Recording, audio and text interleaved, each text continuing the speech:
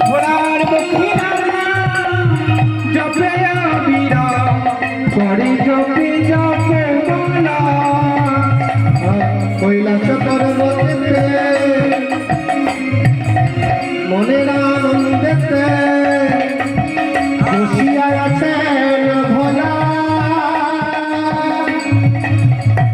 মুখে রামনা জপে আবিরা গলাতে হারে রবানা সে যে হরি হরি হরি বলিছে হরি হরি হরি বলিছে হরি হরি হরি বলিছে হরি হরি হরি বলিছে।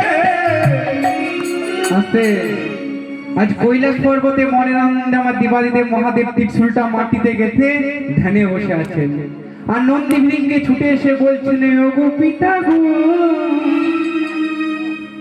পিতা আমাদের